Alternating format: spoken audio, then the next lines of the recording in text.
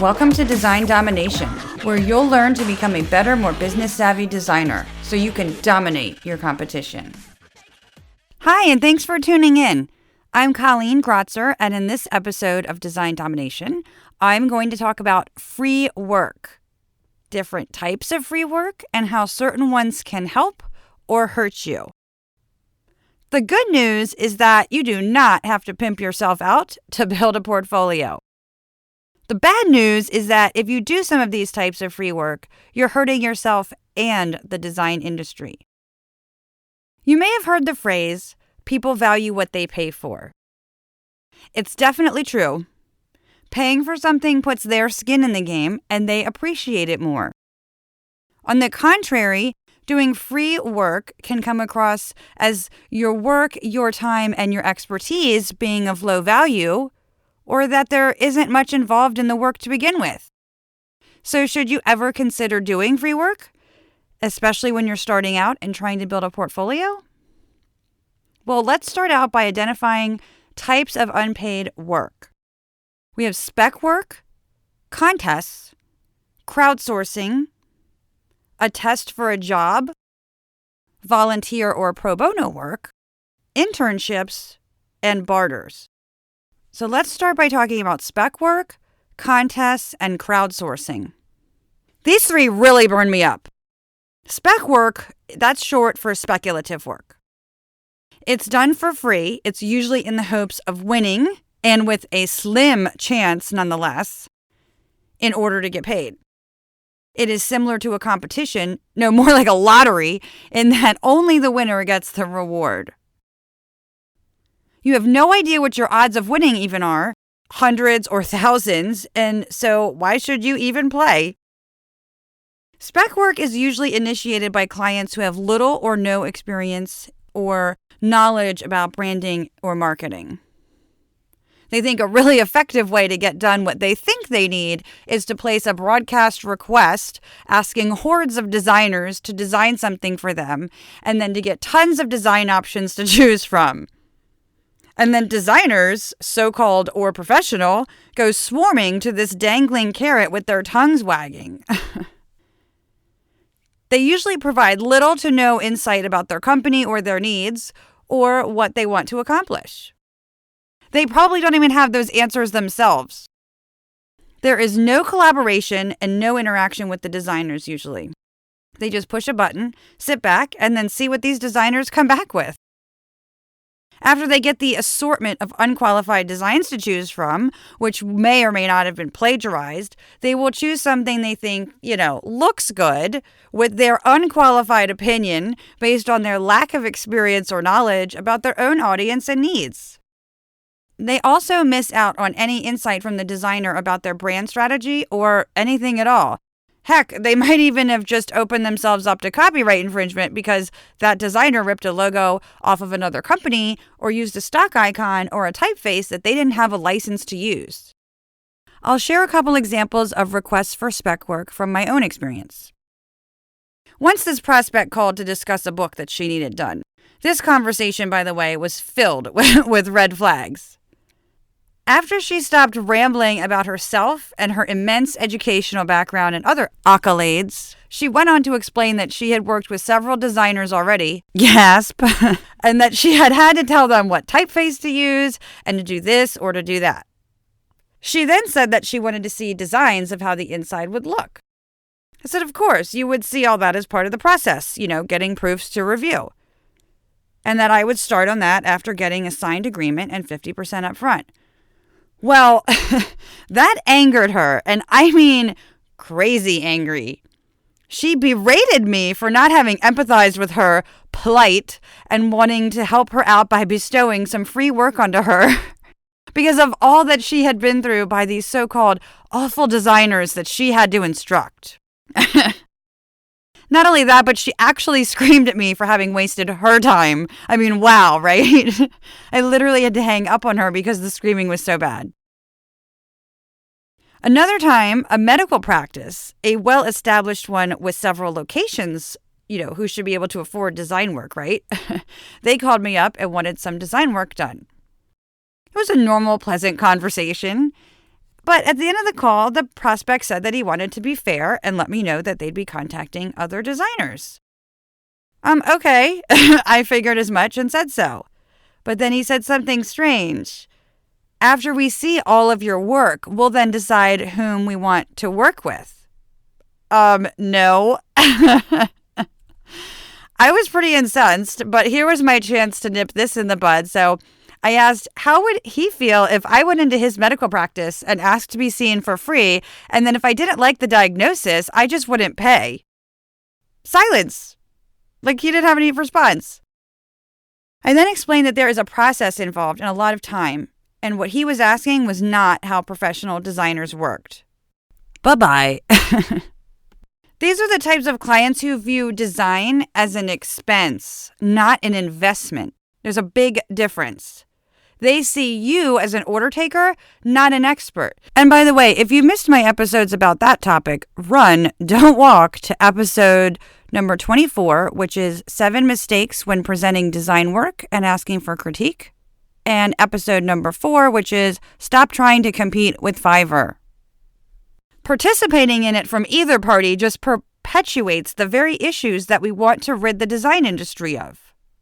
So it sucks for you because you're likely to get no return for your time and effort.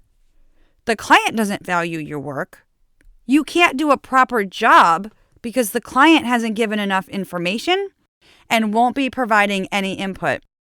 Your design will be chosen on a whim, based on someone's personal preferences, not because of any genuine strategy that you might have done.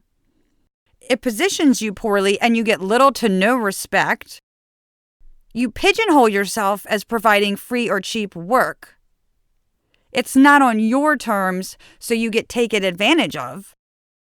Your design or a portion of it could end up being used without you even knowing or without you getting any recognition or payment. And it sucks for the client because they see design as decoration, not strategy. So no matter how good your work is, they won't be able to recognize that. They value quantity of designs over quality. They really aren't invested in their business, and frankly, why should you be? They see you as an order taker, not a strategic thinker who can help them get results. They don't have or give enough information for you to produce a result that would actually help them. The American Institute of Graphic Arts has a position on spec work, which you can read on their website, and that link is in the show notes. They also have a sample letter that you can download from that page that you can send to anyone who dares to ask you for this type of work. It's a bit more polite than I have been. Now, a contest or a crowdsourcing could be paid or unpaid, but they usually have many of the same disadvantages as spec work. All right, so now let's move on to a test for a job. So a company may ask you to design or lay out something as part of their application process. I was actually once asked to do this as part of applying for a design job in my early days. I had to come in and interview, sit down and recreate a printed brochure. After I left, and I found this out after I was hired, a designer there then analyzed my layout file to see how I had set it up and if I used best practices. Now, this can be a great way for a company to see your creative approach and to assess how well you know the software and to affirm that you're able to do what your portfolio has shown that you can do. But on the other hand, shouldn't you be paid for this work? Probably, but especially if it's creative work where you're coming up with ideas. I mean, you don't know if they'll take that work and actually use it for something, So take caution with this. Although some companies may pay for this type of work, you would have to decide if the potential job opportunity is worth doing a test like this for free. Okay, so now let's talk about some ways that you can provide design work free of charge, but the right way, which will benefit you and the receiving party. Better yet, you get to keep your self-respect.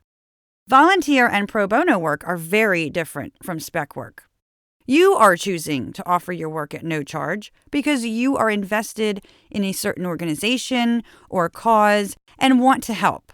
It puts you in control and in a positive light. I have done a lot of pro bono work, and I only do it for animal rescues. I've designed new logos and websites. I've helped them with print newsletters, and other direct mail pieces.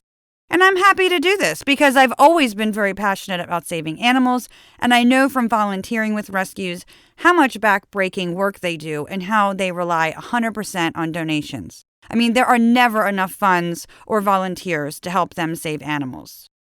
You can't afford to do this all of the time, though, so you can reach out and offer it to a charity, or you can accept it, if one contacts you on a limited basis.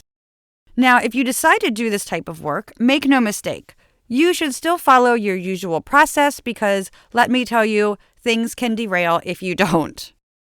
It's important that you value the work, take it seriously. In other words, don't slack off just because you're working for free, and don't think you can design whatever you want. The design should still align with the branding and the needs of the organization.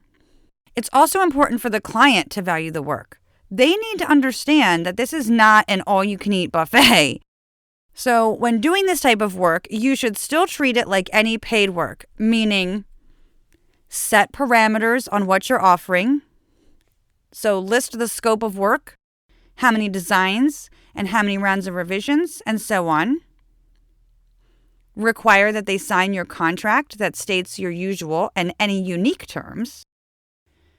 I mean, could you imagine doing work for free and then something happening that holds you legally responsible because, you didn't use a contract or it wasn't addressed in the contract?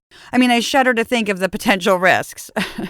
On another note, though, you could put in the agreement that in exchange for the work, you request or require, it's up to you, a credit line on the work. So if it's a website, that would be a design by with your name at the bottom. And if it's a brochure, maybe they will agree to include something similar there. Alternatively, you could ask that they post a pic of the work and give you a shout out on social media so you could get some exposure. I actually requested that from an organization for which I redesigned their logo and their website. Set expectations of timing. Maybe you do the work as you're able to fit it in with other work that may come up, or maybe you set a schedule. Make it clear, though. If paying work comes along, you don't want to drop the ball on the pro bono work because that won't make you look good. Follow your usual design process. So don't cut corners. I mean, after all, you want to do a good job for them so it helps them get results and it could be a nice portfolio piece. Send an invoice at the end of the job.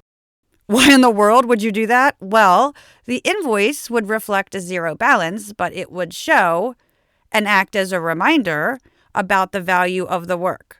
Like, hey, this logo I just designed for you, I normally charge $5,000 for that. You're welcome. Ask for a testimonial. When the project is done, hopefully you'll get a glowing testimonial from them about your work ethic, your process, and so forth. Ask for feedback. If you're new to the game, this is a good opportunity to ask for feedback. What did I do well? What could I improve upon? And then you can improve your work and your process going forward. Follow up. Check in with them after a couple months to see how your work has helped them. It could make for a great portfolio piece with a meaningful case study. Some of the best results I've gotten for clients were actually the result of pro bono work. Some other ideas to consider, and I don't know how much of a difference, if any, this first one makes, but you could have the organization pay in full, and then you donate the money back to them. That way, they would have that as an expense, and you could write off the charitable donation. If you're getting paid for the work but discounting it, they could pay in full, and then you donate half of it back instead of charging half the fees to begin with, because you usually can't write off a discount, money that you never got at tax time. But this is not tax advice, so be sure to check with an accountant. So, internship or barter. When you do a free internship or offer your work as barter, that is, in exchange for other work, trading services, then you are getting some kind of non-monetary benefit. In the case of an internship, you might be learning new skills or how to refine your work. This will add value to your work now and over time. Just make sure that you have written permission to show the work. With a barter, you're getting a service you would otherwise need to pay for. Both parties should determine and state the value of what they will offer each other. For example, you could barter with a colleague who could use your help and who has skills that can help you. Maybe you design their logo and they build a small website for you. Now, there is a caveat with bartering in the United States. The IRS may find your barter to be as taxable as cash, so it's not exactly a free lunch. This same thing might apply in other countries, so find out from your accountant. So these last 4 types of unpaid work that I discussed, volunteer, pro bono, internship, and barter, are an excellent way to help you build your portfolio while maintaining your respect. It will be work that you actually feel good about doing instead of feeling like you have to shower afterward.